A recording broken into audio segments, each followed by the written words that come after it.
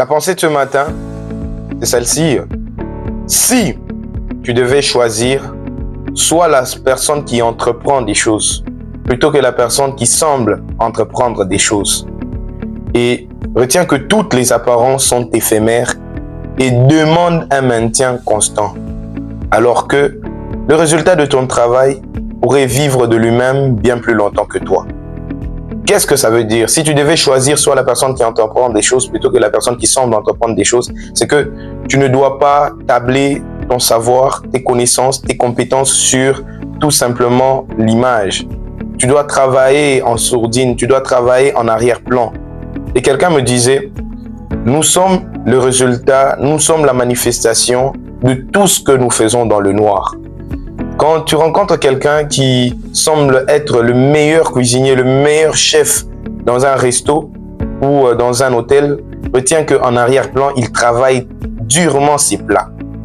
Et en arrière-plan aussi, quand tu rencontres quelqu'un qui te paraît être le meilleur dans son domaine, on peut parler de mécanicien, on peut parler d'informaticien, on peut parler de professeur, de pédagogue, quand il semble être le meilleur dans son domaine, retiens qu'en arrière-plan, il travaille dans le noir comme tu ne peux pas l'imaginer. Et donc, toutes les apparences sont éphémères et demandent un maintien constant. Quand tu ne fais que vendre ton image alors que la compétence ne suit pas, tu seras obligé de vivre dans un mensonge et dans un leurre. Et nous le connaissons aussi, cet adage ou cette pensée qui dit que il n'est pire mensonge que celui que nous nous faisons à nous-mêmes. Parce que celui-là, personne ne viendra nous faire croire qu'il n'est pas vrai. Personne ne viendra nous toquer à notre mental pour nous faire comprendre que ce n'est pas bon. Celui-là, il est très difficile de s'en sortir. Celui-là, c'est de nous-mêmes, de notre propre conscience, dans notre propre force, que nous pourrons nous rendre compte que nous nous mentons. Et très peu de gens osent faire une introspection, osent faire un travail sur eux-mêmes. Alors, pour avoir une ossature grande, une ossature incassable, il faut travailler sur ses compétences. Et à la fin de ce dicton ou de cette pensée, il est dit que le résultat de travail pourra vivre de lui-même bien plus longtemps que toi. Ça, c'est s'accorder le droit d'être dans la postérité, c'est s'accorder le droit d'être dans l'immortalité, c'est s'accorder le droit de laisser un héritage.